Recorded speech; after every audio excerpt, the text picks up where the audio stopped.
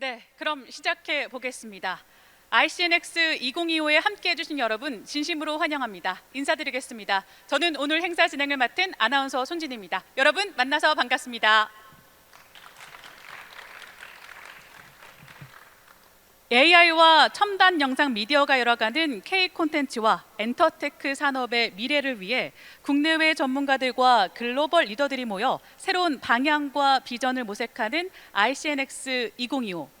오전 11시부터 몰입형 첨단 영상 미디어가 창조하는 새로운 엔터테크 경험을 대주제로 네 분의 글로벌 리더들이 다양한 통찰과 혁신 사례를 공유해 주셨습니다. 이제는 그 흐름을 이어서 몰입형 첨단 영상 미디어와 엔터테크의 미래라는 주제로 각 분야 전문가들과 보다 심층적인 논의를 이어가고자 하는데요. 다양한 경험과 시각을 가진 전문가가 한 자리에 모이는 만큼 첨단 미디어 기술과 K-콘텐츠가 글로벌 시장으로 나아가기 위한 전략과 지속 가능한 해법을 다각도로 살펴볼 수 있는 귀중한 시간이 될 것이라 예상이 됩니다. 자, 그러면 오늘 토론을 이끌어 주실 모더레이터와 전문가 패널을 무대 위로 모셔보겠습니다. Our discussion today will be led by moderator Han Jung-hun, CEO of K-EnterTech Hub. He will join by the expert who participate in our morning and afternoon sessions. Andrea Frahm, founding director of Immersive Learning and Dreamscape Learn at UNLV. Tao Li, executive technical producer at Fuse Technical Group. Kuhre, CEO of Labs, and Taeyoon Oh, exhibition business team leader at Hyundai Future Net. 네, 큰 박수와 함께 무대 위로 모셔보겠습니다.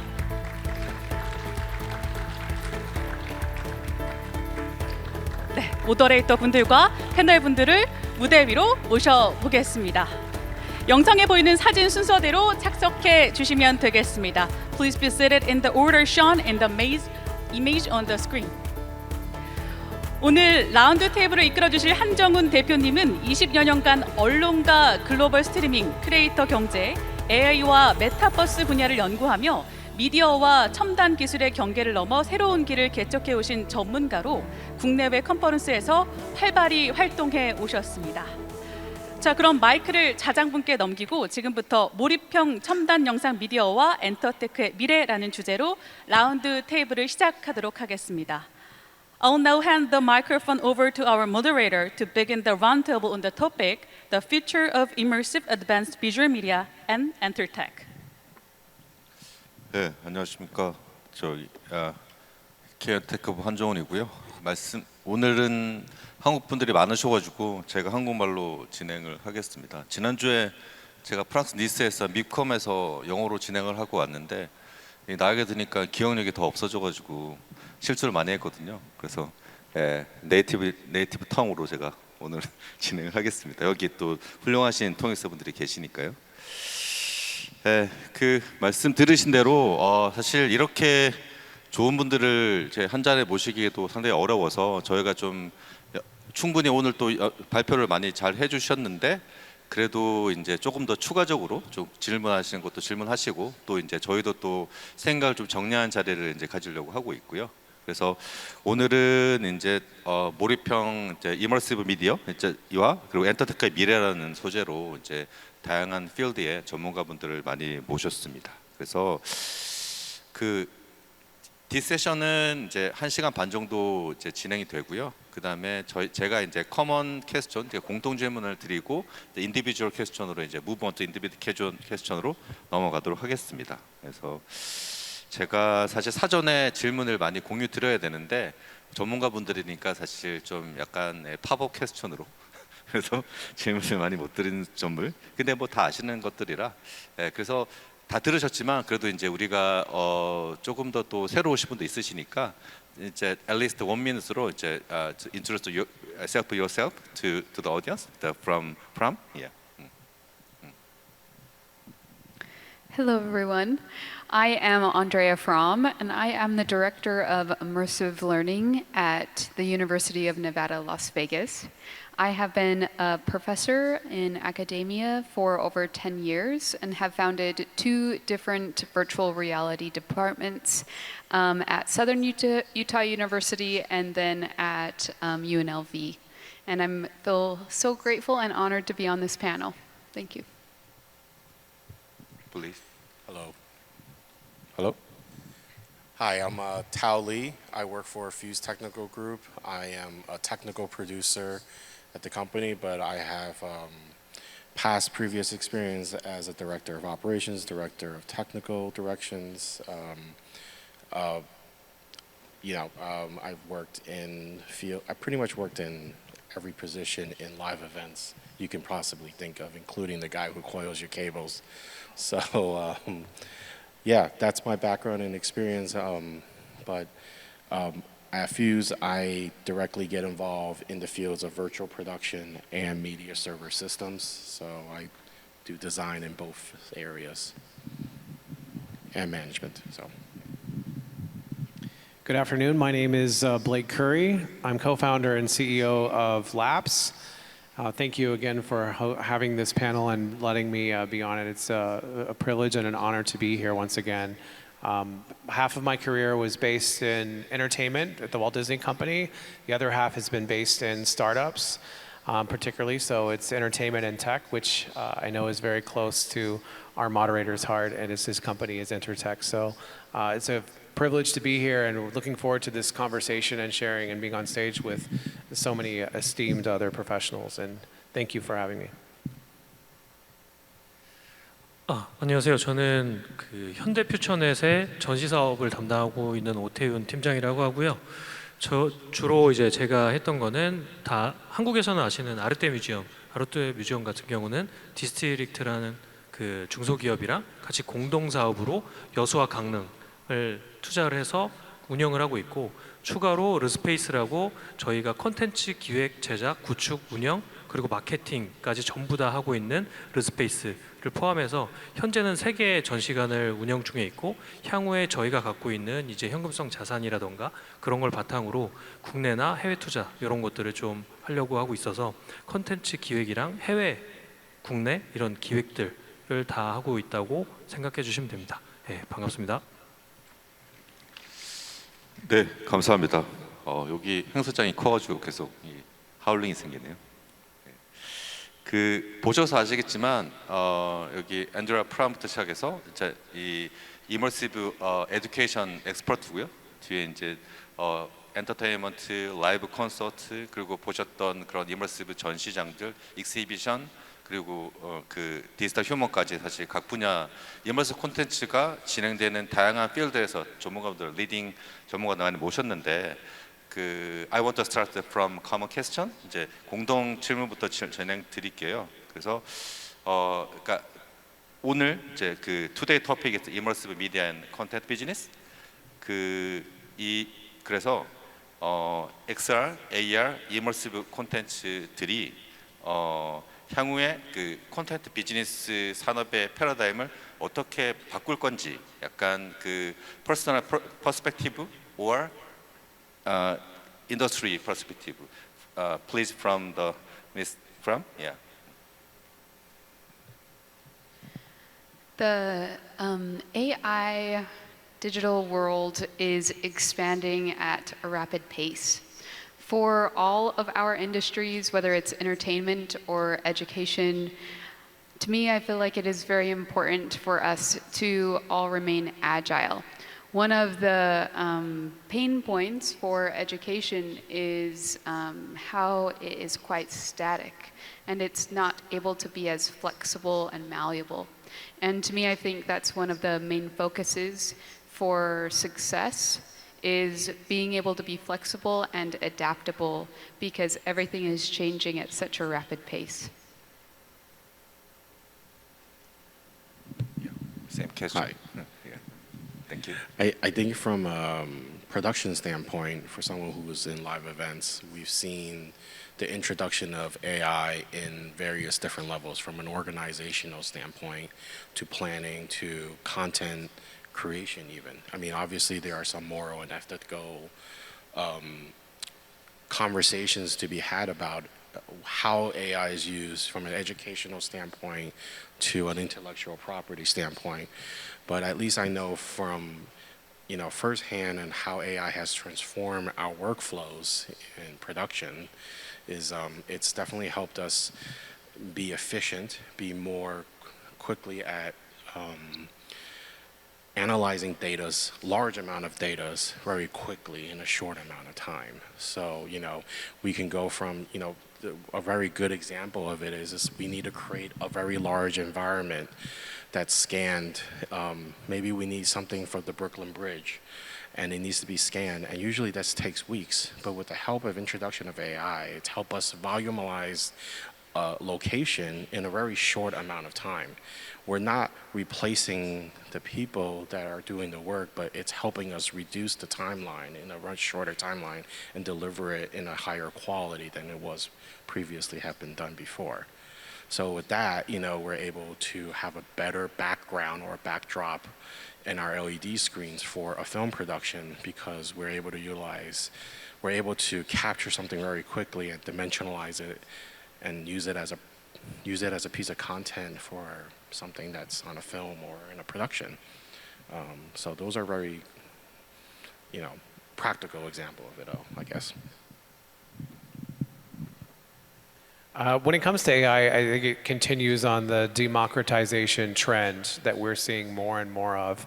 No longer do you need to have as many people to do as many things, to work as many hours.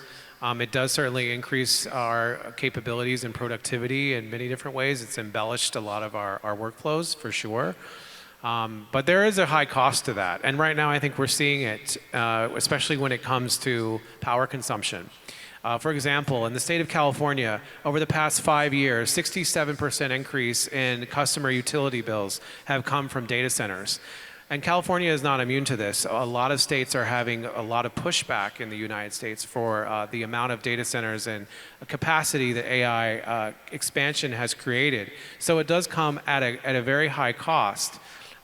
We're still figuring out how that is going to be solved. That's one of the biggest issues because everyone's feeling it every month when they have to pay their electric bill. And quite frankly, it sucks. So if there's a way around that, great, but it shouldn't be subsidized on the backs of consumers. These are trillion-dollar tech companies that are subsidizing their capabilities on the backs of consumers, and frankly, that can't continue. It's not sustainable. Great. 오 팀장님. 네. 네. 지금 패널분들 중에 유일하게 제가 한국말로 말씀드리는데요. 일단은 지금 앞서 말씀해 주신 패널분들의 말이 굉장히 좀 와닿는 부분이 있고요.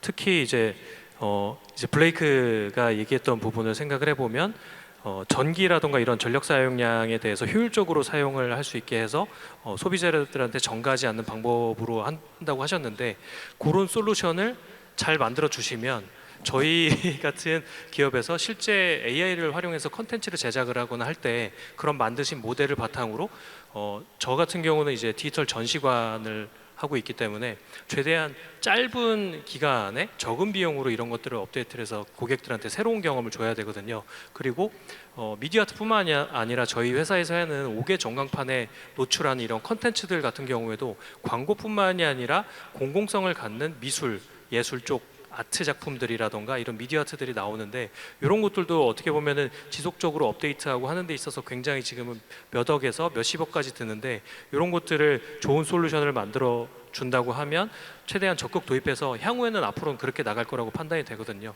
그래서 저희 회사 같은 경우는 그런 컨텐츠에 대해서 좀 디렉팅을 잘할 수 있는 사람들 그리고 경험이 많고 이런 것들을 어떻게 잘 만들 수 있는지 그런 사람들을 최대한 키워가지고 이렇게 솔루션이나 이런 것들을 제공해주는 회사와 협업해가지고 비용도 줄이고 시간도 줄이고 각자 효율성도 좋게 만들고 이런 방향으로 B2B적으로는 나갈 수 있을 것 같고 그거를 혜택을 보는 건 결국에는 B2C가 되지 않나 고객들이 되지 않나 그렇게 생각을 합니다. 네. Actually, this session is last 50 minutes. 90 minutes. So we have so plenty of time. Yeah. Take a relax and so more and more your in-field knowledge to share to the audience. So, yeah, I want to change this time. I want to change the order from start to Mr. Oh. because it's this question for the K content. So, yeah. 그래서 질문이 K 콘텐츠의 내용인데요. As you know, the K content industry also there are so many technology into their service and content. Yeah. So yeah. Is that what do you think? 그러니까 이 제가 이제 yeah, 그 K 콘텐츠가 이제 테크놀로지와 만났을 때 혹시 어떤 시너지가 있을 건지 아니면 더 많은 이제 오디언스 만날 수 있는 그런 어빌리티가 있는지 이런 걸 좀 말씀해 주시면 좋을 것 같아요. Yeah, this question for is the everyone is the what do you think? Do you think is the by emerging with the technology and K content? K content will be able to reach and engage a broader and wider global audience. Yeah, that question. Yeah, but I want to start from Mr. Oh. Yeah, I changed orders. 네. 지금 어쨌든 요즘에 K-팝 데모노터스가 나오면서 K-팝에 대해서 좀 더 관심이 많아지고 있어서 이런 질문들이 나온 걸로 판단이 되는데요. 요거는 이제 완전 뭐 전시와 상관없이 되는 입장으로 생각을 해보면 아까도 이제 많은 사례들을 앞선 이제 발제자분들이 말씀해 주셨다시피 K-팝이랑 이제 연계해서 하는 공연이라던가 이런 것들이 계속 확산이 되려 하고 있고, 그리고 이런 것들은 좀 공간의 제약을 이제 앞으로 좀 벗어날 것 같아요. 왜냐하면 VR이라던가 XR 이런 것들이 발전됐고, 아까 이제 코즘이라던가 아니면 스피어처럼 공간감을 그대로 살려주는 그 기술이랑 하드웨어들이 충분히 발달을 해 있기 때문에 한국에서 이제 공연을 하게 되지만 마치 외국에서 공연을 직접 느끼고 하는 것처럼 K 컬처화된 아니면 K-팝과 관련된 것들이 글로벌로 나감에 있어서 꼭 거기 가서 사람들이 꼭 하지 않다던가 이렇게 하더라도 완전 몰입감과 체험을 할 수 있게 이런 방식으로 좀 기술이 만나면서 발전을 지속적으로 지금도 하고 있지만 더 그렇게 되지 않을까 생각이 됩니다. Miss Break. It's a really great question. I think that if you are looking at it from the lens of a consumer based in the US, I would have to say Netflix has been, fortunately or unfortunately, very much the conduit for Korean content. If you look at the percentage of content that comes from Korea through Netflix, it's pretty staggering. Now, how is it fair that a company like Netflix can be the gatekeeper to that?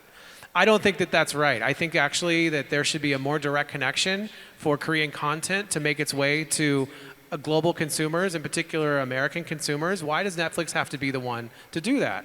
I think that the deal they made perhaps could be looked at from a different lens. Much in the same way that Samsung, their operating system for TVs and the fast operating architecture, the fast is free ad-supported television. If you look at their operating system for their TVs in the US, they do not use Google TV. Their platform is called, I believe, Tizen, Tizen. So they have their own operating system. So they already have figured that out. I think if there's a way that Korean content can make its way to consumers without necessarily having a gatekeeper in such a way, it can be DTC, truly direct to consumer. That's going to benefit the message way more than anything else because it can be completely unfiltered, uncompromised, unadulterated, and that's something that I think would benefit, especially this market in particular. You no longer need to have that. And they're also looking at it from a cost perspective because, frankly, the value that is achieved through Korean content is of such high caliber. The cost differential to do that in other markets is almost cost prohibitive. So they're getting a really good deal, right? And the consumer is too because they're seeing this is a fantastic content. I can remember going back to the days of my favorite Korean movie was Old Boy. And that's something that has made its mark. And it's something that has paved the way all the way up into Parasite, which won the Academy Award and Oscars in 2019. So this has been the case for quite some time, but is it really fair that one platform gets to be the gatekeeper to that? I don't think so. It's really hard to follow up. you know, I do have to agree. There's a significant portion of my exposure to K content has been through streaming platforms. You know, it wasn't always necessarily from Netflix from the beginning because, hey, I'm Chinese American. I'm always going to find a way to watch Asian content somewhere on the website. And, you know, and we all know how to do it. I mean, what I do love about the streaming platforms that are existent, including the Korean ones, is that it's accessible worldwide right now. And I think it's good to advertise these things because from my standpoint, if I'm in my hotel room, I can access my Amazon Prime account and I can see Indian content, Chinese content, Korean content. And I love that. And I think we want to push that forward, especially, you know, when we're all sharing content in our streaming platforms, especially in Korea. And I think you have those as well here.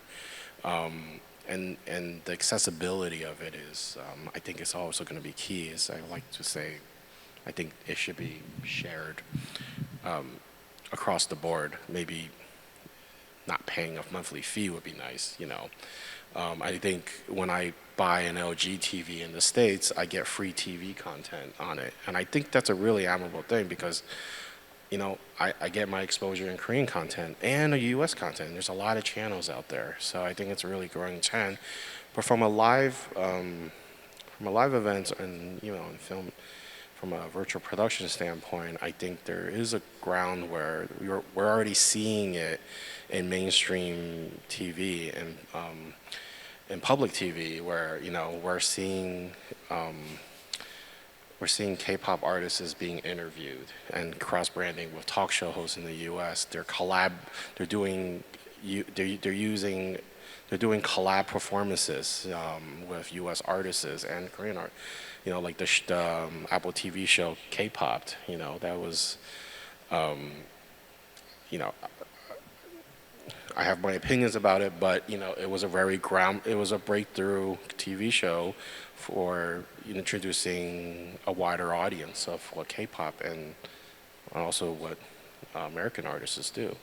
So I think I could see a trend of that happening more and more, even if it's even if the content is digital doubles. You know, we've seen the live performance of that Coldplay with BTS on The Voice.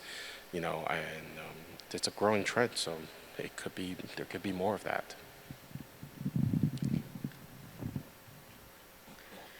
There are so many examples of how I feel like K content can grow. Specifically, I would like to speak to the extended reality space. One of which are, let's say if you have the AR glasses, to have a K-pop character that is able to talk with you or teach you all different things. This could be for elementary students to college students in different facets. Another aspect that I think could be utilized is digital worlds. What would it look like to have a K-pop digital world and to be able to have it globally accessible? What does that mean? And how does that extend cultural outreach? I think thinking about avatars as well, or filters that are in already current digital spaces.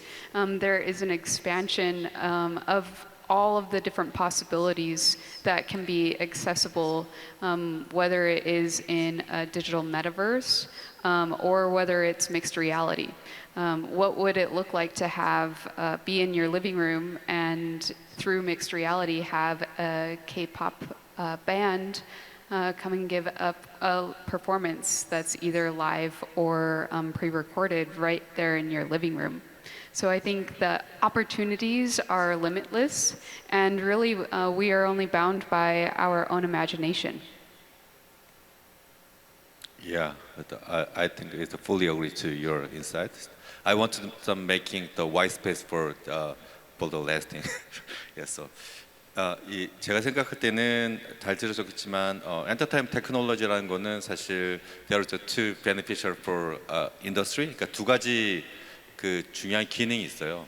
하나는 그 엔터테인먼트의 새로운 어떤 비즈니스 모델을 이제 만들어주는 거죠. 그러니까 예전에는 그냥 그 연극이나 영화 같은 거를 했을 때 그냥 여기 이제 컴퓨터 플레이스에 오는 사람들만 이제 볼 수 있었는데 그 이제 새로운 테크놀로지가 이제 에디드 테크놀로지 되면서 사실 그러니까 there are so many more audience가 이제 그 이거를 이제 인게이지먼트를 할 수 있는 거잖아요, 콘텐츠에.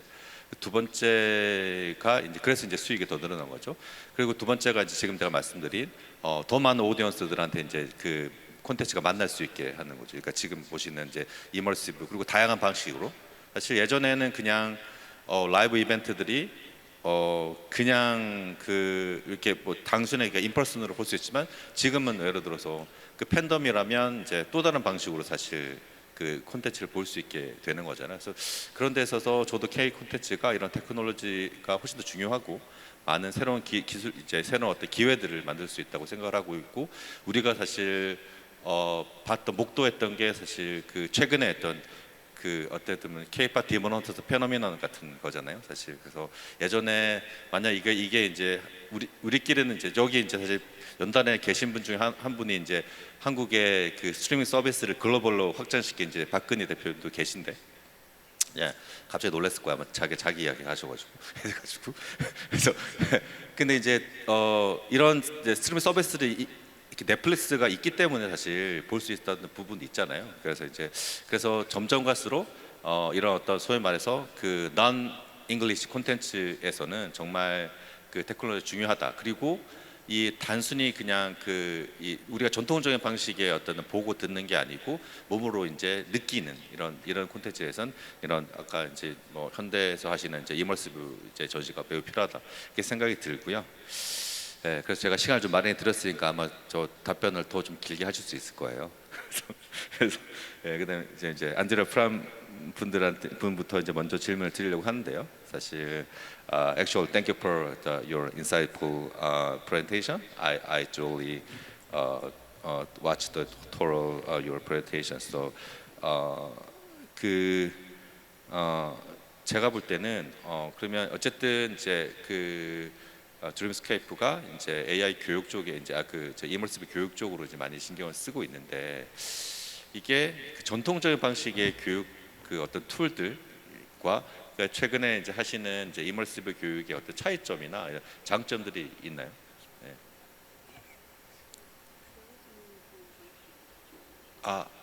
Sorry. In your opinion, how does Excel and immersive education fundamentally is a different from the traditional forms of learning, and what is a district beneficial can bring the educational experience? Yeah. Sorry for that. Thank you.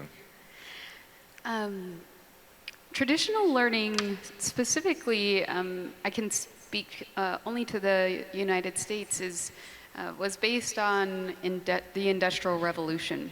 And so we had the learners sit in little desks and learned just from one teacher in the front of the room.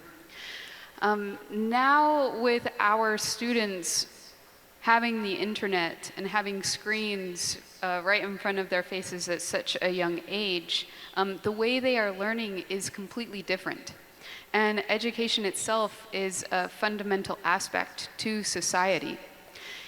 So this was a few years ago. I want to share a short story.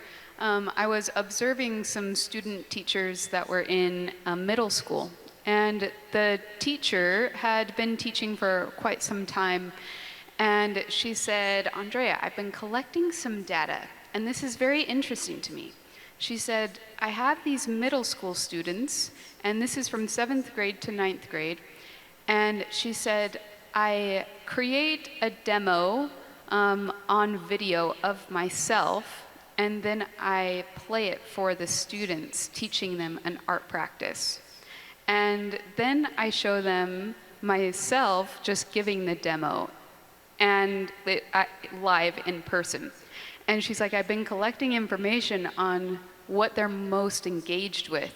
And it was interesting because the students actually were more engaged with the video of her giving a demo than actually her giving the demo in front of them. And to me, this was fascinating because it showed how the learning is changing.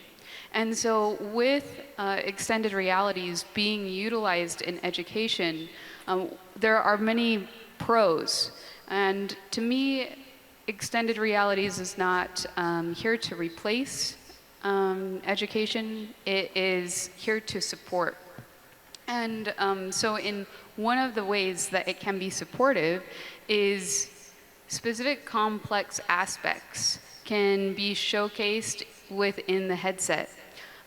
It can also be something where we can utilize AI.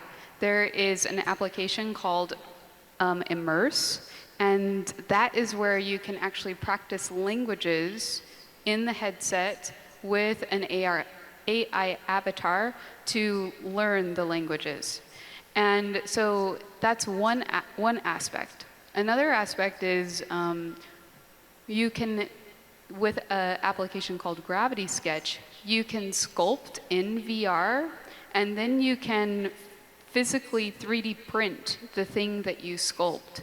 And so it's a fusion of these aspects. Also, with learning in the screen, it's more kinesthetic. And so for me as an artist, I prefer kinesthetic learning. When you learn to ride a bike, most of the time you don't read a book on how to ride a bike. Instead, you need to ride the bike to learn. And virtual reality in particular, and mixed reality can help do this. And so with these technologies, it is a support to our learners as well as engagement, because our students have a shorter and shorter attention span. And so to just stand up and talk, usually their attention span is gone in 13 seconds. And then it comes back. And so this is something to be mindful of, and to be flexible with how to teach and in what ways to teach. But education doesn't just happen at a school. It happens in every field that we see here. Someone is teaching someone else in some capacity. So I think it's something for us to think about, and definitely to keep in mind as this landscape evolves and hardware and software becomes more and more accessible. Thank you for insightful answer. So this time I want to move to the Mr. Tao Li. Yeah. Actually, I truly enjoyed your presentation, especially there are so many live concert, and especially I just such a look through your company. I very impressed. Your company is the motto is it is okay to say no. Yeah. Your company motto. Yeah. I want to. Yeah. So yeah. I love that philosophy. Yeah. I think that is the more focusing on is the quality of event. So you're right. So just I want to asking the first question. I know that your company and you that there are so many live concert and live event in years. So what is the latest tech or that trend related to the live events? Thank you. I do want to state that it's not really a company motto. It's more of an internal joke where it's I think the best way to put it is like it's okay to question why things are done the way it is. Internally, I always tell my coworkers it's okay to tell me no if it's something that's fundamentally wrong, right? Like it's okay if it's for you to tell me this isn't gonna work. And by that saying, it's translated across our whole team to say to question why something is designed a certain way, and for us to really get into and analyze to say like, is this gonna make us the most successful production? Like, is this going to be efficient? Is this going to get us to the budget? I have people who question it all the time, which sometimes it can be annoying. It can seem undermining at times, but at most of the time it's out of good intention. And especially when you have really talented people around you, you foster an environment where you're pushing the boundaries in a way where you're saying, we're going to do something better. How do we make it better? And that's where I really want to push it, is like, how do we make this production better? I designed something that might be really shitty, excuse my language, but how do we make it better? And sometimes, and this is how our systems get designed, is, well, that didn't work, we're never going to do that again, so let's find a better way to do it. And the openness of the team to allow that change to happen across the company is really, to me, it's very engaging. It's very satisfying in the core, because I'm like, yes, we made a change because it was for the better. And by that, so when you go back to the trend of what do I see as a trend in concerts and in live events, and a lot of it is an ever-growing. The show needs to be better. There's a theatricality to things nowadays. If you look at the latest Missy Elliott tour, or if you look at even the Zach Bryan tour, people want better content. People want better live content. They want to see on the IMAX screens, the best possible picture. It's no longer, if you look at Coachella, for example, this is just giant LED wall vista of just, even though it's, it's been like that size for a while now, but we look at festivals and the LED screens get bigger and bigger. The resolutions get better and better. And with that, we want better resolution of live content. You want to see the artist on the screen in the best possible light. There's a push for better cameras. There's a push for better colors, better representation of how the artist is looking. And that creates, with better cameras, that creates better storytelling of how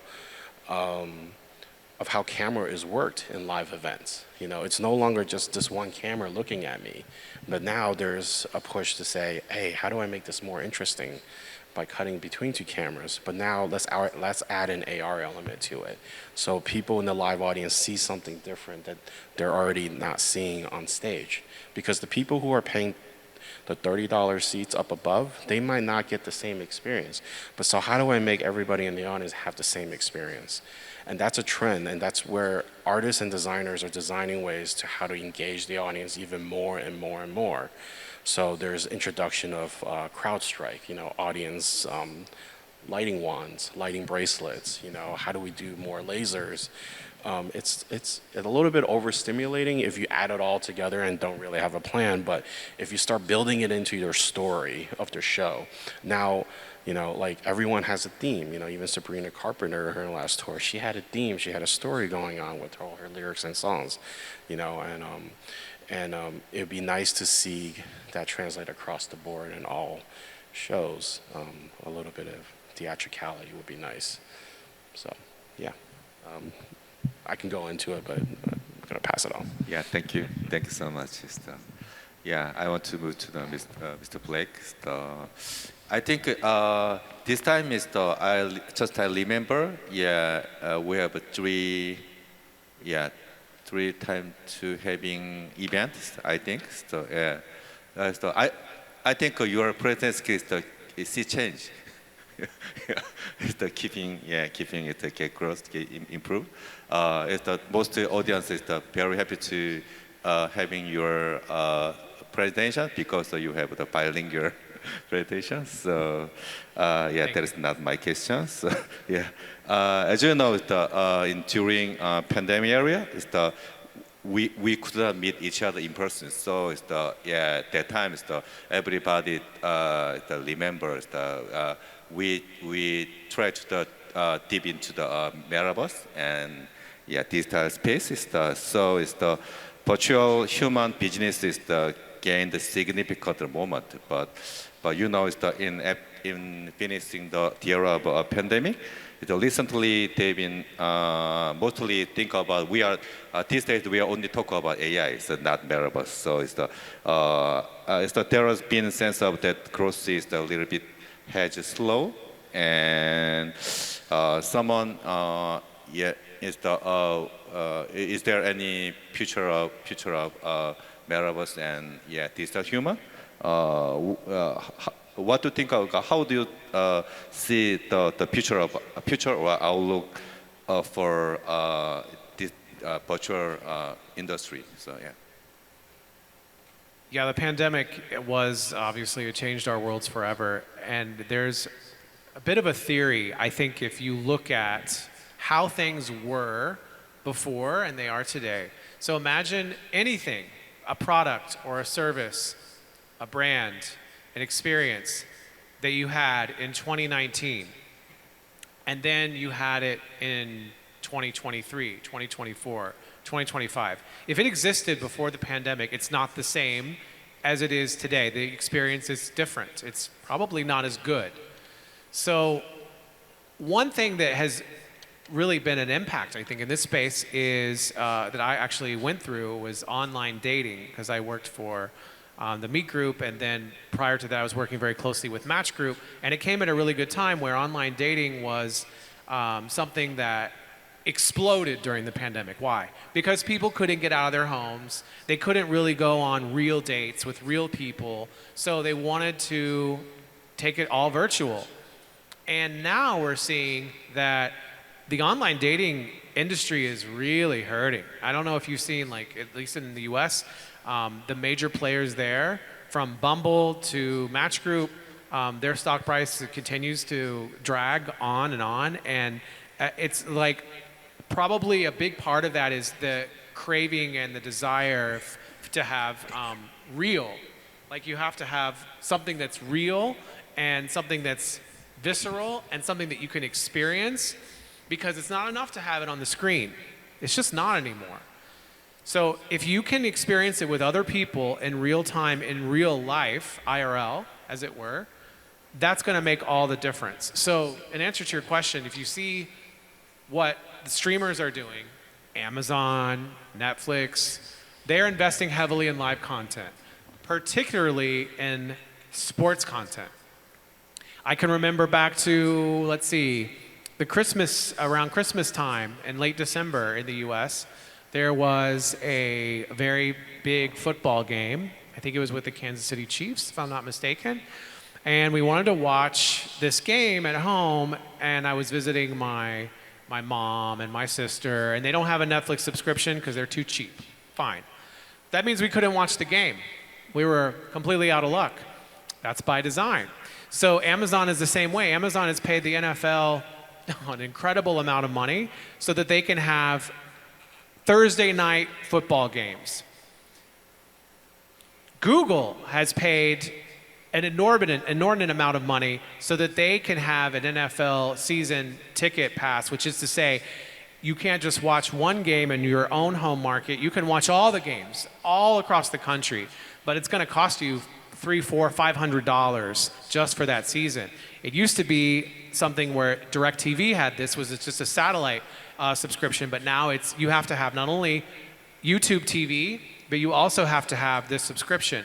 So the point is that everything needs to be either live and or in person if people are really going to bite, because it's just not enough to get scripted, pre-recorded content. They want to be able to experience it in the moment with other people around them, or at least knowing that other people are at home experiencing it at the same time, whether it's real or virtual. But it seems to be the fallback is sports continually. Like, that is the original OG type of live content.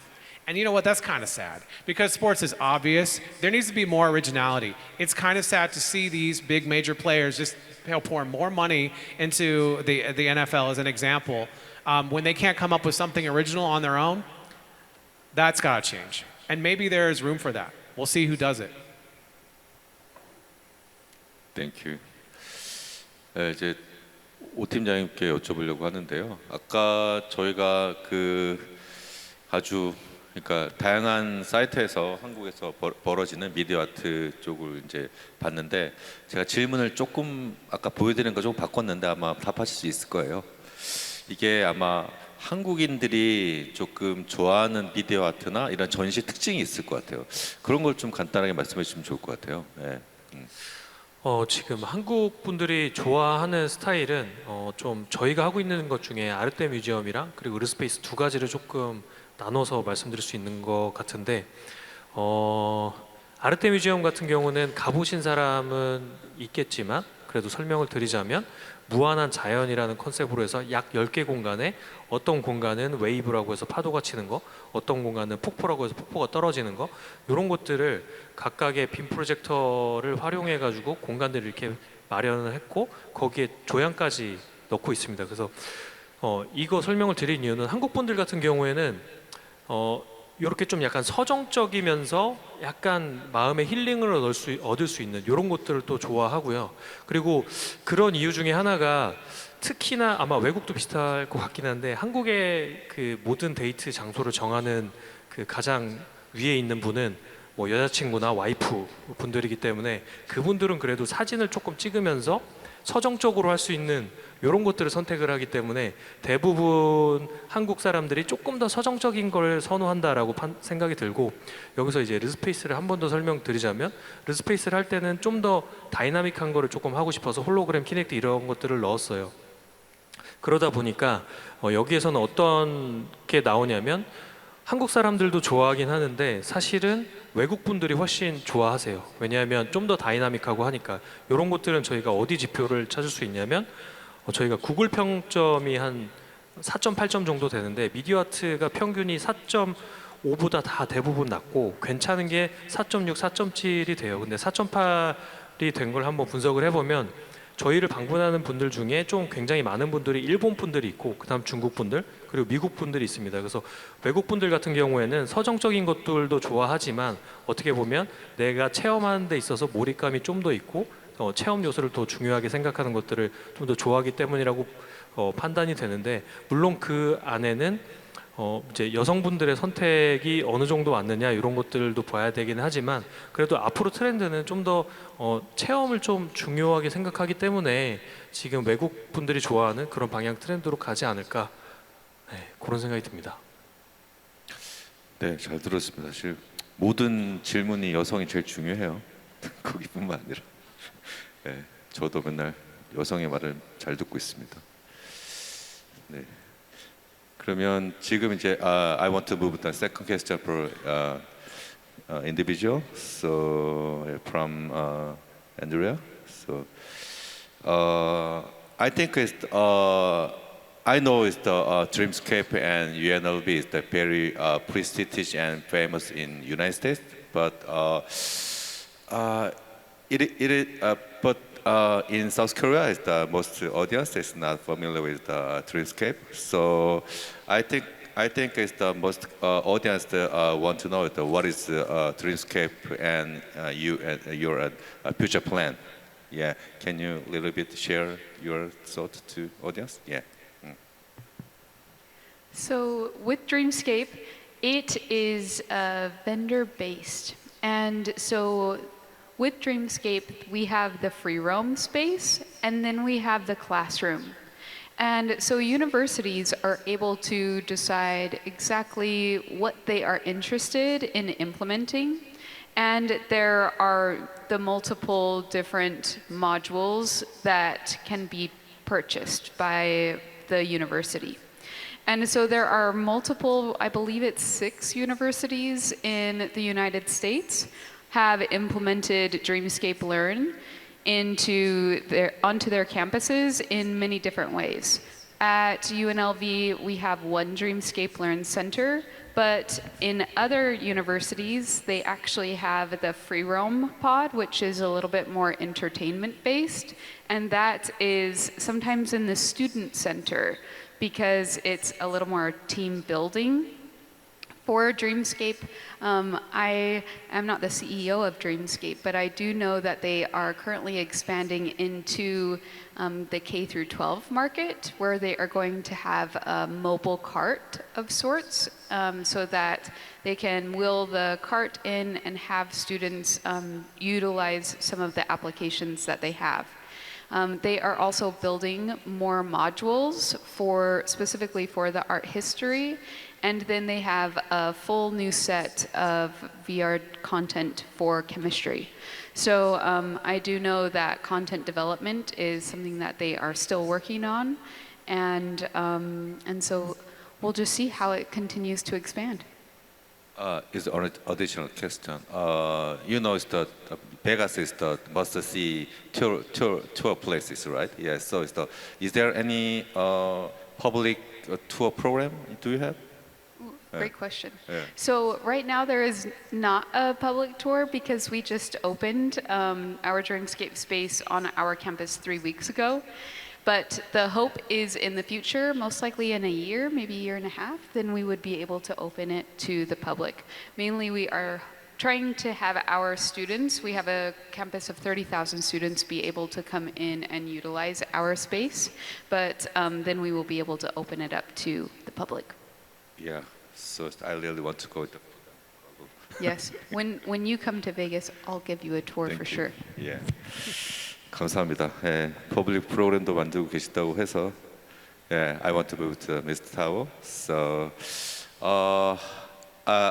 I understand that you have so many experiences working with a foreign company or the other third parties. So we understand that your team often engaged to global cooperation. So when you're working with the international partner or the other third-party company on side to your team, what is the most important factor you pay attention to? So, yeah. I'm sorry. Can you repeat that one more time? I didn't fully understand. Sorry. So yeah. I know you are so many experiences working with overseas company or foreign company on site other side company.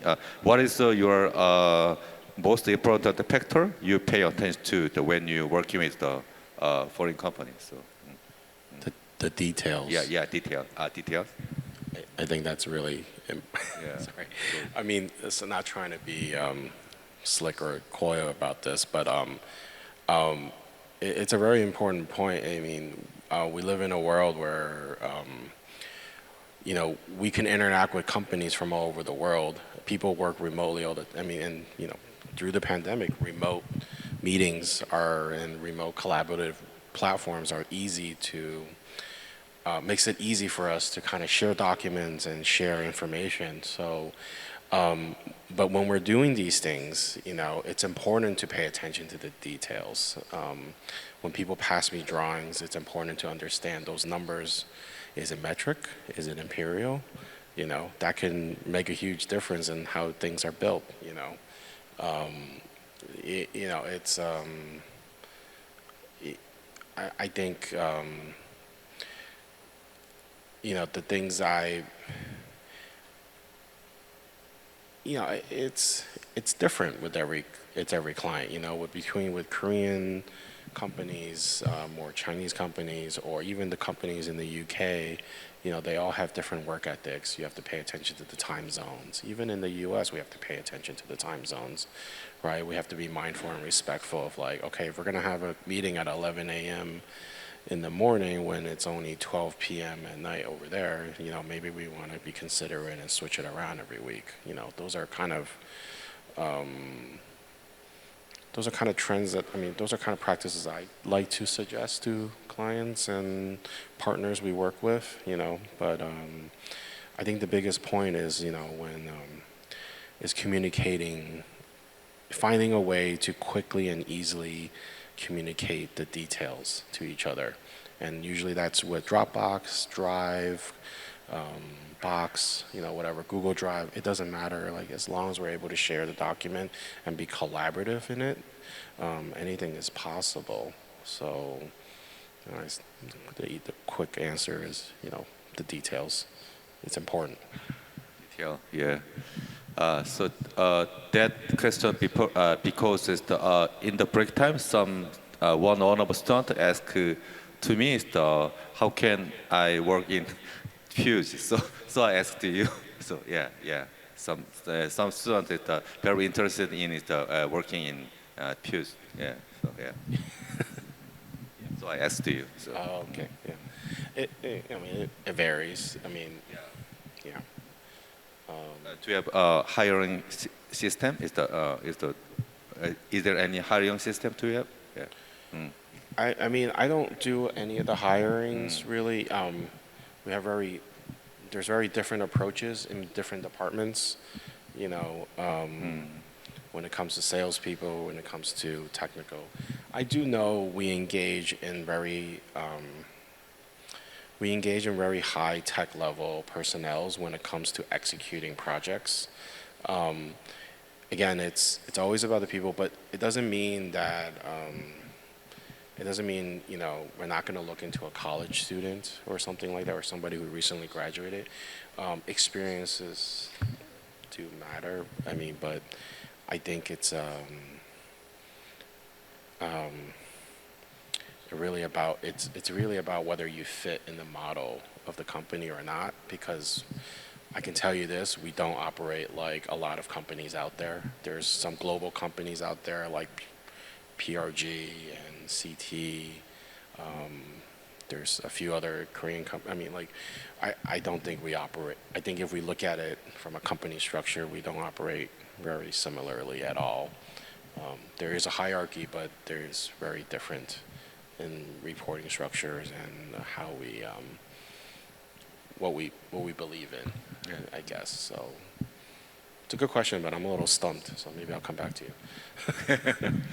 네, 이거 아마 한국말로 하겠습니다. 제가 왜 여쭤봤냐면 사실 이 아까 엔터테인먼트 테크놀로지의 중요성에서 말씀을 드렸고 이제 이 어쨌든 K 콘텐츠의 그러니까 popularity of K content is on the rise. 그러니까 인기가 많아지면 사실 이런 어떤 그 related 비즈니스에 대한 이제 아까 opportunity도 되게 높아지거든요. 그래서 이제 그런 연구라든지 그런 데 대한 이제 그 working 그 opportunity가 생기니까 그래서 그런 걸 물어본 거고요.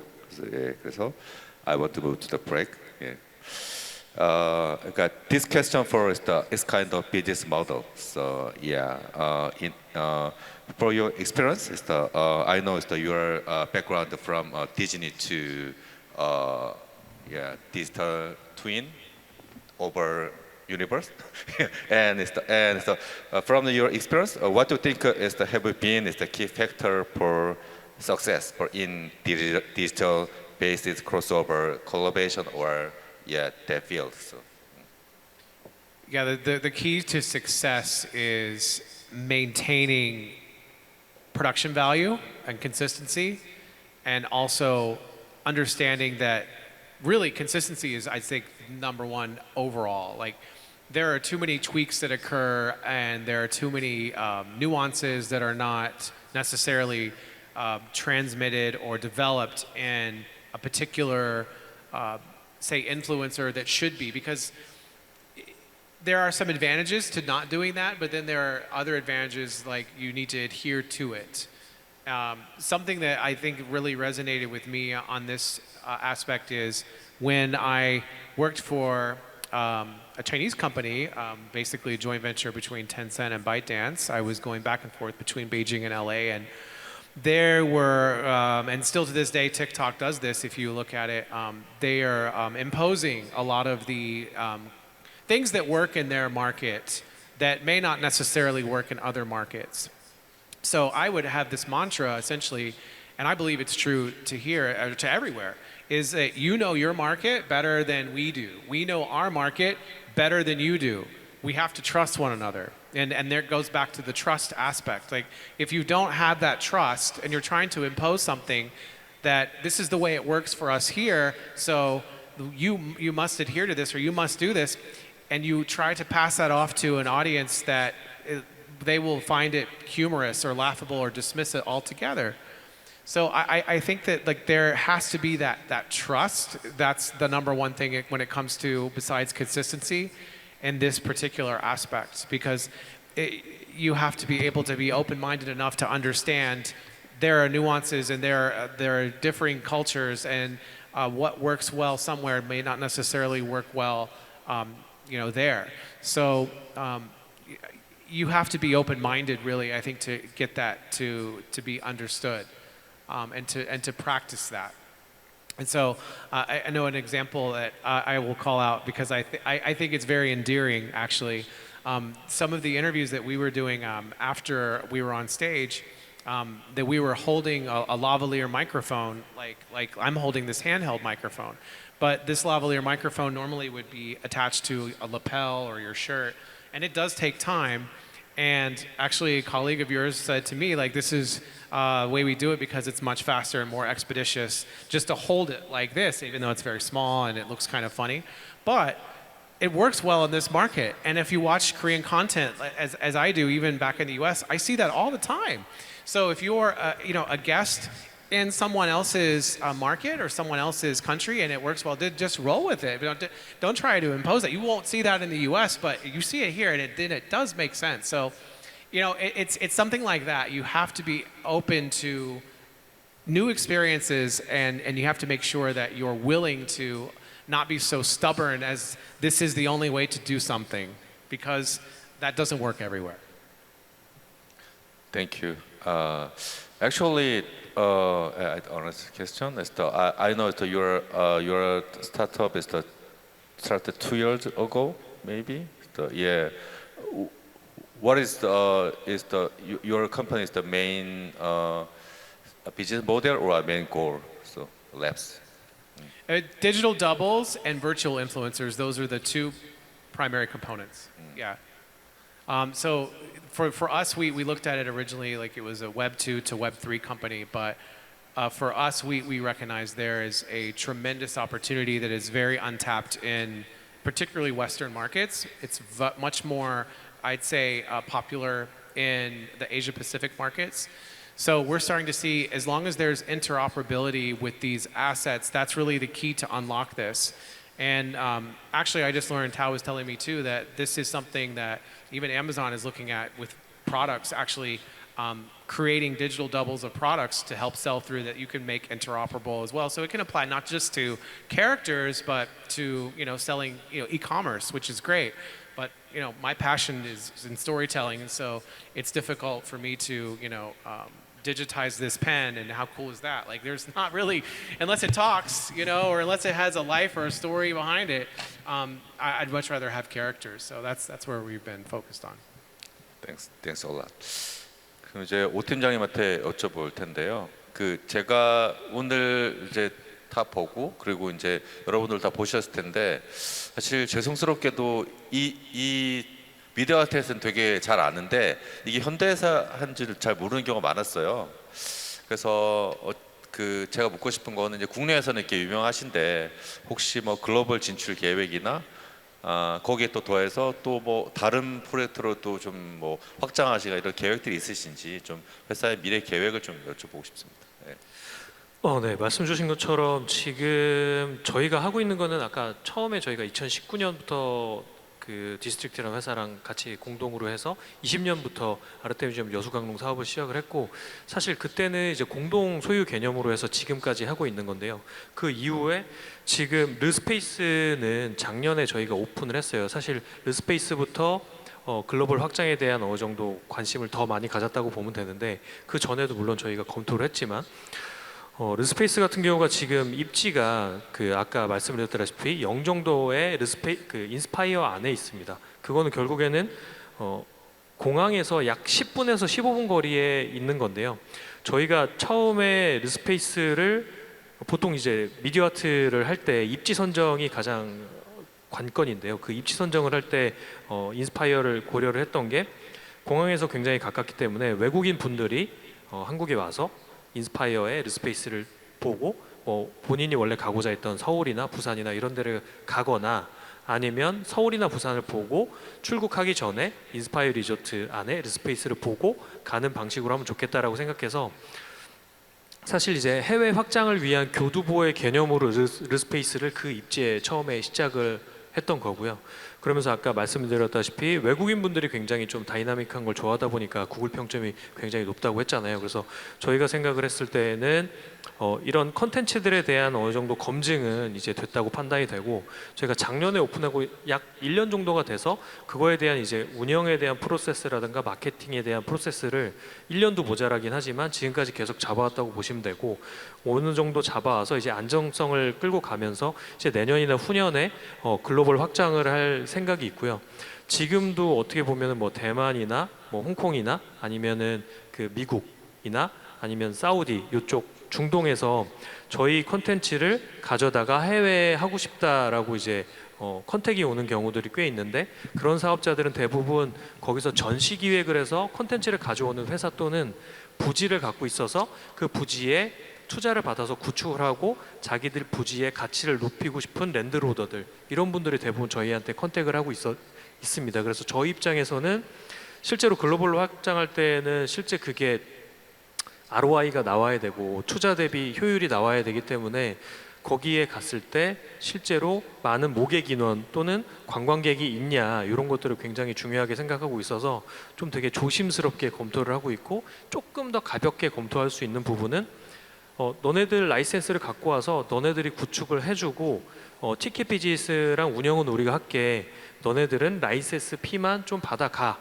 라고 하는 경우도 지금 있어서, 그런 것들 해서 이제 그런 모델이랑 저희가 직접 나가서 투자하고 구축하고 운영하고 이 두 가지 모델이 있다고 보시면 되고, 이런 것들은 현재 계속 검토하고 있다고 보시면 됩니다. 네, 말씀하셨듯이 그러니까 우리가 이제 뭐 그러니까 예를 들어서 제가 그러니까 for the example 하면 창이 에어포트 인 싱가포르를 가면 그러니까 이 많은 이제 투리스트들이 이제 상상하잖아요. 그러니까 어떤 미디어 아트, 뭐 주얼 창의도 있고 뭐 그런 것들도 많이 있어서 이 공항에서 좀 그 이런 약간 프로모션을 하면 훨씬 더 좋을 것 같고요. 예, 그러면은 지금 좀 이렇게 미디어 아트나 이제 이머시브 콘텐츠를 많이 하시는데 약간의 뭐 그 좀 가장 뭐 어려운 점이나 좀 해결해야 될 부분들, 이런 부분도 있을까? 뭐 기술적인 거든지 아니면은 뭐 비즈니스 모델 같은 거든지 제가 좀. 예. 앞서 이제 뭐 발제하거나 했던 데의 내용들을 한 번 더 정리해서 말씀드리는 개념이 될 수 있는데, 가장 사실 어려운 거는 그 입지를 선정하는 게 일단 어렵고요. 그거는 입지를 선정하기 때문에 뭐 그냥 나 혼자 괴로우면 되는 거고 나 혼자 찾아보면 되는 건데, 실제로 사업하는 BM에 있어서 가장 어려운 점은, 일단 장점을 얘기하면서 그 장점이 단점으로 되는 방식을 좀 설명을 드리자면, 장점이라고 하면 기존에 저희가 이제 극장에서 영화를 보는 거는 비슷하게 빔 프로젝터나 아니면 영상기를 통해서 투사를 해주고 그 고객들이 돈을 내고 그 시간당 예약을 해서 보는 개념인데, 이 디지털 미디어 아트 전시 같은 경우에는 그 고정 멤버로 보는 게 아니고 계속 안으로 집어넣고 티켓 수익을 얻을 수 있는 동시에 그 인원의 한정이 없이 계속 넣을 수 있기 때문에 잘 될 경우에는 매출이 굉장히 잘 오를 수 있다라는 정말 장점이 있어요. 그러다 보니까 저희가 처음 했던 아르테미듐 강릉이 100억 이상 투자를 했음에도 불구하고 10개월 만에 투자 회수가 됐다고 보면 돼요. 이런 장점이 있는 반면에 이렇게까지 사람들한테 몰입감을 주기 위해서는 하드웨어랑 컨텐츠랑 인테리어 투자가 어마어마하게 들어갑니다. 예전에 19년도에 저희가 투자했을 때는 팬데믹 시작하기 바로 직전이었기 때문에 투자가 지금보다는 좀 적게 들어갔는데 지금 3배 이상 들어가거든요.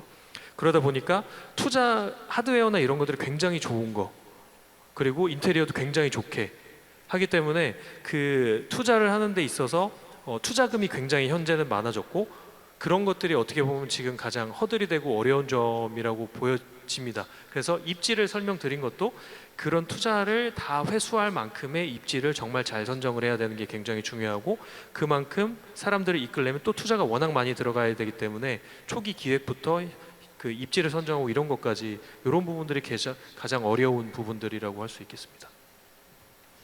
네, 저희가 이제 아까 말씀을 드렸듯이, 그러니까 우리가 이제 진짜 미국에서 미국 전역에서 사실 리딩 엑스퍼트를 다 모셨거든요. 그러니까 제가 이제 세봤는데 every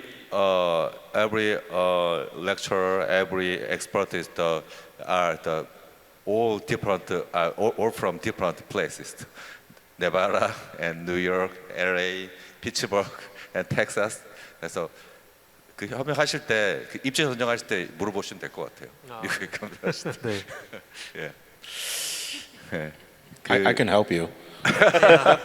Please. No, I mean, it's. I didn't know that you guys were also producing these content.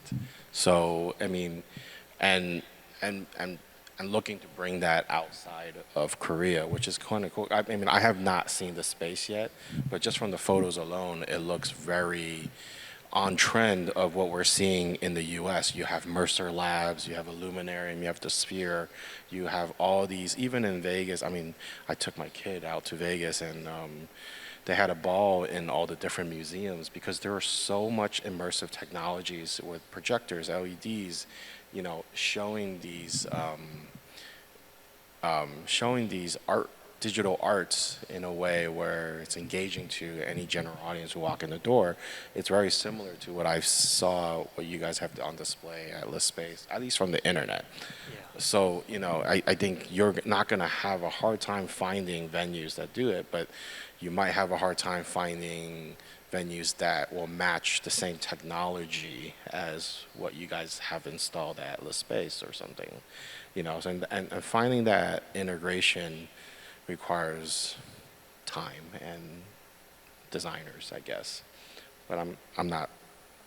I think you guys are going to do great if that's the case. Because you have you'd be welcome in open arms. Your brand recognition with the name alone, Hyundai is very well known all over the world, especially in the U.S. And the major players for this are just right now Sphere and Cosm, right? I mean, there are a couple others, but I mean, this is not something that people will immediately see that name and it's just like, yeah, there's brand affinity, and it's huge. So it's really exciting. You know, and content production in the U.S. can be very costly. So you bringing in an experience of your own IP and on content in is, you know, it could be refreshing to the broader audience, especially if there is already a market for K content in the U.S. and you're bringing in a different set of K content in immersive style. You know, I mean, there's a lot to explore there. And you wouldn't have to go through Netflix. Man, you really don't like them. No, they're just like the conduit, it seems like, for K content. Thank you for. 근데 현대는 뭐 워낙 아까 말했듯이 유명한 브랜드라서 미국 가보시면 트럭 다 현대라서 아마 전혀 문제가 없을 거예요.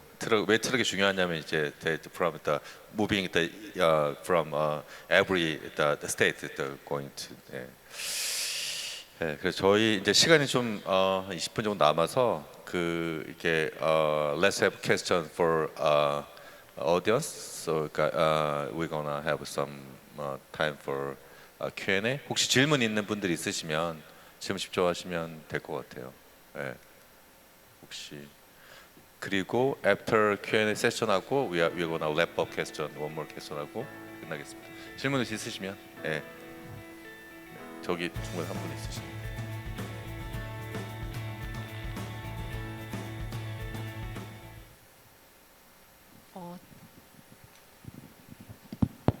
네, 재미있게 잘 듣고 있습니다.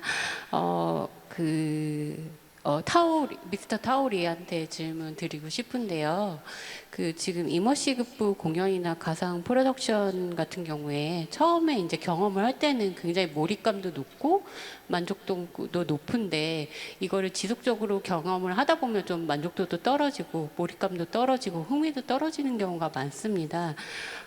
그래서 퓨즈에서는 이러한 몰입감의 어떤 지속성을 유지하기 위해서 어떤 연출적 또는 기술적 장치를 사용하고 있는지 아니면 뭐 어떤 다른 그 만족도를 유지하기 위한 어떤 전략이 있는지 좀 궁금합니다.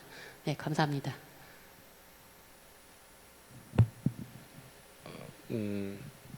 This might be a hard question for me because we don't actually maintain any of the spaces. We bring in systems to execute a production. So, like for example, we don't deal with anything at the Sphere. We don't own anything there. We bring in a media service system or a lighting system to support an artist that comes in and do the show. It's entirely up to the production team. It's entirely up to the design team to collaborate with a venue like the Sphere and a vendor like us at Fuse to say we all need to work together and create an immersive show that is compelling to the audience. We have to know what the audience wants. Even in a live concert setting, you know, we're always going to supply a production service to a production, you know, based on what the artist has designed, right? And we want to execute that to the highest level, and it's up to us to make sure that vision is kept. So I always like to say, you know, I like to ask that question to the content creators and people who are designing shows. It's like, how do we keep the audience engaged? You know, which, you know, it's about how we select these designs and content gets made, which leads me to a question that I actually want to ask our friend over here is, you know, how do you guys pick content when it needs to be developed? You know, do you have criteria like selecting local Korean artists, engaging in them to maintain, you know, a sense of Korean, you know, pride or something like that? Or, you know, like I know in the US, we when we do large canvas installations, building installations with art, you know, they engage local artists. You know, when you go into different locations, as you guys expand into different locations in Korea, do you select local artists, or do you how do you, is there any policies or thoughts to engage that? You know, yeah.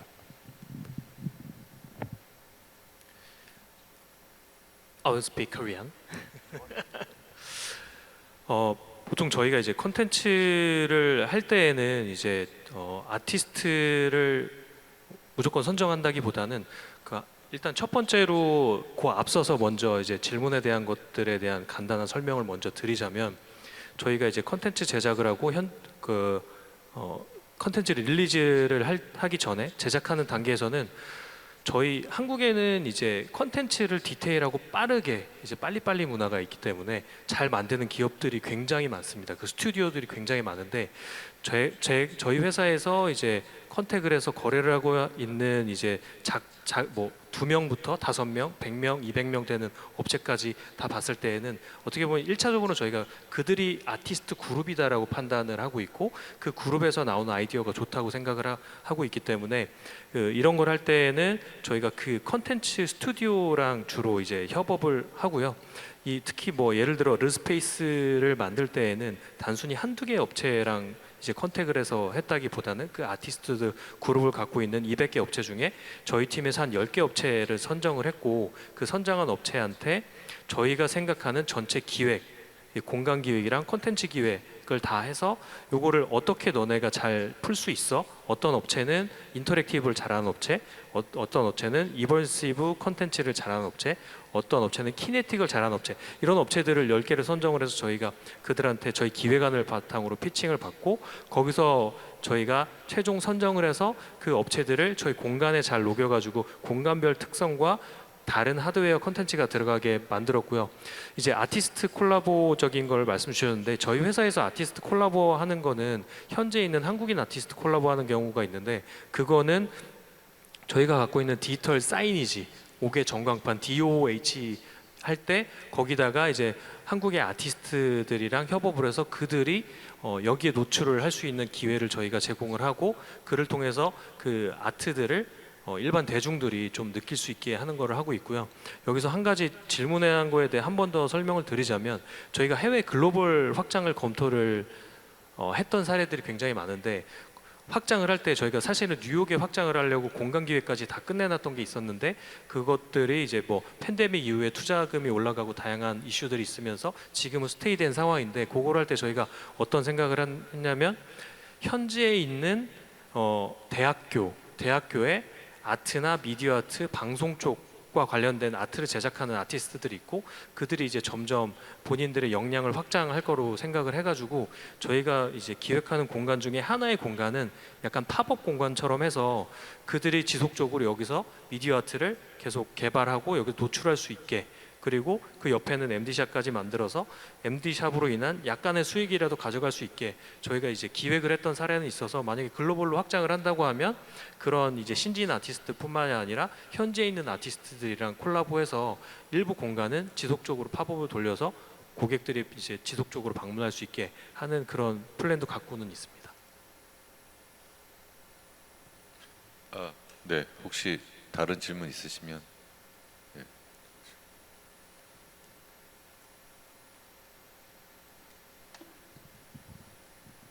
저는 안드레아한테 질문이 하나 있는데요.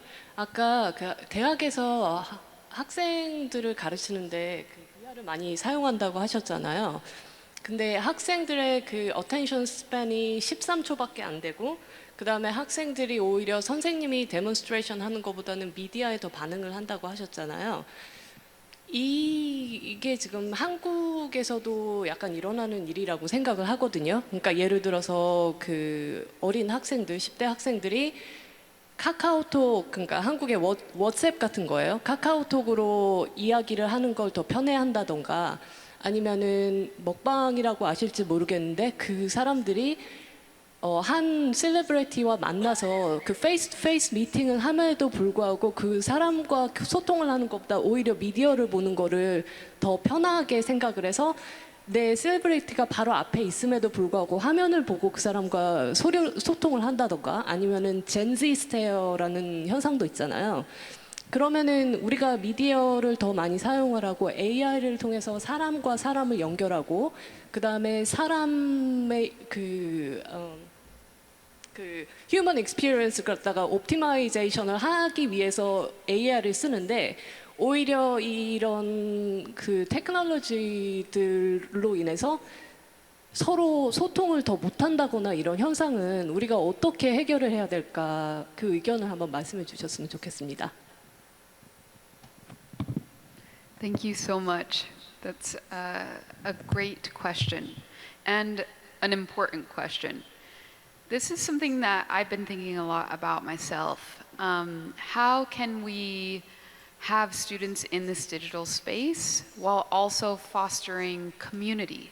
I think in classes, it may be most important, maybe just as much important as the content, as creating unified community with the students together.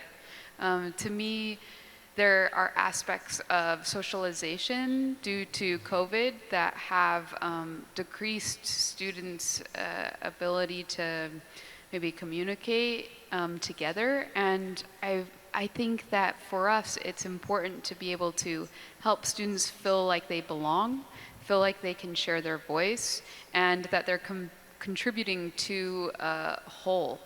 And so something that I've been thinking about in my own teaching practice is balancing teaching the digital with real life experience. So taking specific field trips or going places together. How do we have that in real life, the IRL experience, and have that be as important as having the digital? So those are some things that I have been also thinking about. Great question. 네, 혹시 다른 질문 있으실까요? 있으시면 하나 정도 더 받고요. 혹시 예 질문 열심히 하시는 분이에요. 두 개 하셔도 돼요. Yeah, she wins the award for most questions. 두 개 하셔도 돼요. 예. 저도 똑같이 온드레아 프람 디렉터님께 하나 더 여쭤보고 싶은데 아까 말씀하신 것처럼 교육계가 변화가 되게 느리고 좀 유연성이 떨어진다는 이야기에 공감을 많이 합니다. 그런데 사실 한국에서는 VR이나 XR 같은 새로운 기술을 적용을 하고 싶어도 어떤 예산의 제한이나 그리고 의사결정 과정에서 조금 이제 가로막히게 되는 경우들이 있는데, 그래서 만약에 우리가 어떤 우선순위를 따져야 한다면 대학 교육에서 어떤 과목이나 혹은 전공에 먼저 이런 기술을 적용하는 게 효과적일지, 또 반대로 가장 늦게 혹은 도입될 것이라고 예상이 되거나 도입이 어렵될 것이라고 예상이 되는 그런 과목이나 메이저가 있는지 미국의 예시나 상황을 들어서 설명을 해주셔도 괜찮을 것 같습니다. Thank you so much for your question. Let's see. So, as a whole, to me, we are in the early adoption, kind of like how it was trying to adopt the computer. And so in education, you know, there weren't very many computers, they were very expensive, it was hard to access. And it was the same trend with the internet. And to me, I feel like that's a little bit of where we're at with extended realities. I feel like it will be something that is even more and more accessible as the hardware cost comes down. But in my opinion, extended realities or an immersive learning department would be most conducive for the whole campus. There are different ways it can be implemented, but full campus-wide is something where there are many, many educational VR applications, over 100, that can be implemented in all different ways in all different classes. And so having something where faculty are able to come and learn the application and then figure out how to integrate it into their class, that's more curriculum-based. Another avenue is to have an emerging technologies degree of some sort that is integrating AI and XR and even LED wall creation, and then having students learn all about the ways of creating content, specifically utilizing AI, because all of us are still kind of learning. And one of the beauties of university is the students are passionate and they are hungry and they are brilliant. Many of you may be in university, and that is the sweet spot. And so I think also just believing in the student ability. My student development team, none of them knew Unity, the VR application, before coming on the team, and they have been building applications within a 3-month time period, and it's quite incredible. And so I think also having universities give students bigger opportunities faster at maybe even younger ages could be useful. I think too, having a relationship with the K through 12, that high school market that can feed into college is useful. But I loved that you asked about the cost and the priority. To me, I view South Korea as this phenomenal tech hub, and something that we in the States maybe don't implement as well is how can we have that tech be at a younger age and learn and grow. And so I think it should and could be a priority for the even younger group. Yeah, there's a lot of economics and political aspects to those kinds of things, but really education is the future of our whole society. Thank you for your insight. Actually, this is time for wrap up. So, but I want to get some lab up question for everybody. So, please let me have some lab up your word or impression for this event. Yeah, all of your guys is during 2 days is the entire. So, from the Mr. Oh, 마지막 소감 한번. 네, 지금 어떻게 보면은 여기 아까 전에 말씀드린 얘기랑 비슷하긴 한데 계신 패널들뿐만이 아니라 그리고 지금 앞에 듣고 계신 분들도 굉장히 좀 이해도가 높다고 판단이 되거든요. 그래서 지금 같은 컨센서스를 갖고 이 뭐 이머시브 미디어 아니면 이머시브 AI와 관련된 얘기들을 나눠서 굉장히 좀 약간 전문적인 지식이지만 좀 더 커먼하게 얘기할 수 있어서 굉장히 좋았던 자리 같습니다. 네, 감사합니다.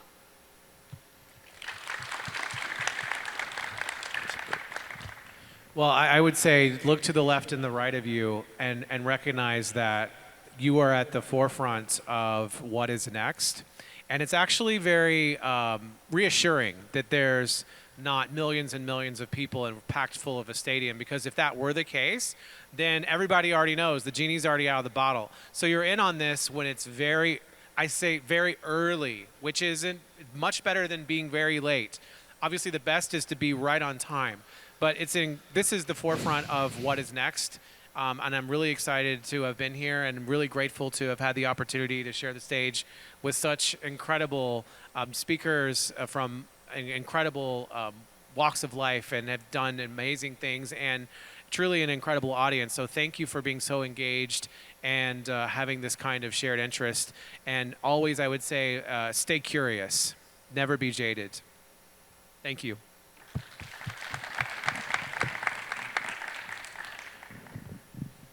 Yeah, I mean, I've heard some really great questions from you guys as the audience, so it's really been a pleasure for me to watch all of this, and I've learned quite a bit from my co-speakers, co-panelists, listening to them speak about the industry and seeing what they've shared and what they're working on, and hearing what you guys are engaging in these questions has been really motivating in my sense of like, oh, there's people out here with these same interests and we're together and we're asking the right questions.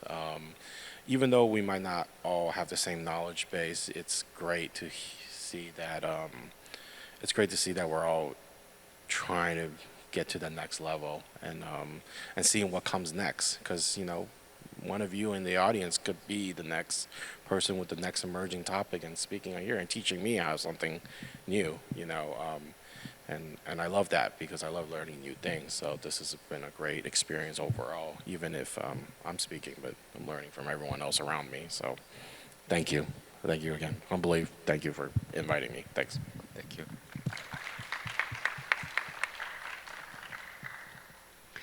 I have been incredibly impressed with the level of professionalism with this conference. This stage is just gorgeous, but also with the incredible group of people that have presented here. I feel very honored and lucky to have been able to present alongside of them.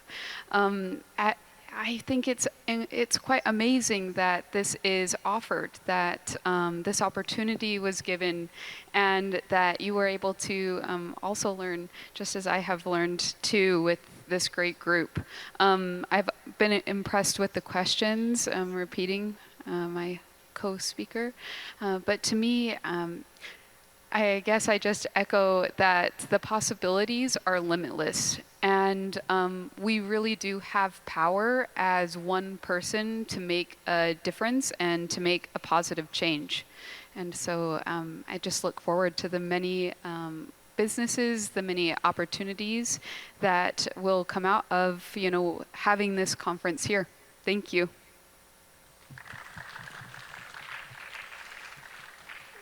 네, 감사합니다. Yeah, thank you for everybody for especially making a great event for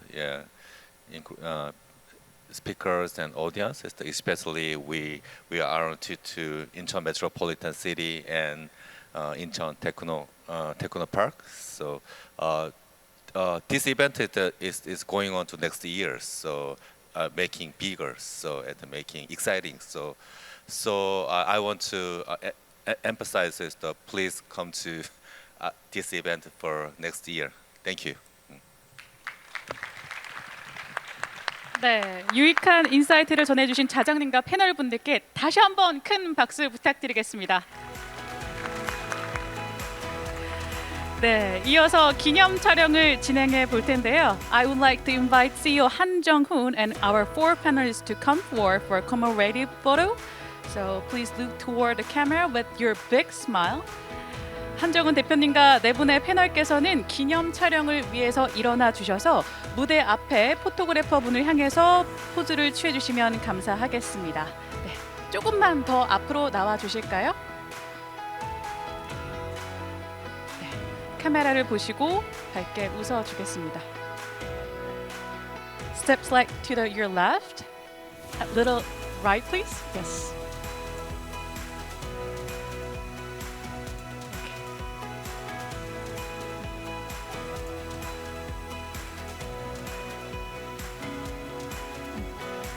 So give us a big smile. 사진 찍어 보겠습니다. 3, 2, 1. 네. 한 번 더 찍어 보겠습니다. 하나, 둘, 셋. 네. Give us your big smile toward the camera. 네. 3, 2, 1. 네. 네, 감사합니다. Thank you. You may please return your seat. 감사합니다. 자리로 이동해 주시면 되겠습니다. 네, 이렇게 두 번째 라운드 테이블을 끝으로 ICNX 2025의 모든 일정이 마무리됐습니다. 2일간 강연과 토론에 참여해 주신 국내외 연사분들께 진심으로 감사 인사를 드립니다. 10월 16일 개회식을 시작으로 이틀 동안 이어진 ICNX 2025에서는 첫째 날 AI가 만드는 엔터테크 생태계의 전환, 둘째 날 몰입형 첨단 영상 미디어가 창조하는 새로운 엔터테크 경험이라는 주제로 국내외 전문가들의 깊이 있는 강연과 토론이 진행됐는데요. 첨단 영상 미디어와 엔터테크가 만들어갈 K 콘텐츠와 엔터테크 산업의 미래를 위해 산업과 문화, 글로벌 시장이 어떻게 함께 성장할 수 있는지를 모색했던 숨 가쁜 일정이었습니다. 슬로건인 비욘드 인텔리전스, 인투 익스피리언스처럼 여러분이 이틀 동안 나눈 인사이트와 교류가 오늘로 끝나지 않고 앞으로 새로운 가치로 확장되는 협력과 혁신으로 계속 이어지기를 바라겠습니다. 그리고 오늘 참여하신 세션에 대한 만족도 조사를 진행하고 있습니다. 지금 영상에 보이는 QR코드에 접속하셔서 설문에 참여하신 분들께 행사 후에 추첨을 통해서 소정의 선물을 드린다고 하니까요. 많은 참여와 관심 부탁드리겠습니다. 여러분의 의견은 더 나은 ICNX 2025를 위해 소중히 활용하겠습니다. 다시 한번 함께해 주신 모든 연사와 참가자 여러분께 진심으로 감사드리겠습니다. 안녕히 돌아가십시오. 저는 아나운서 손진이었습니다. 여러분 고맙습니다.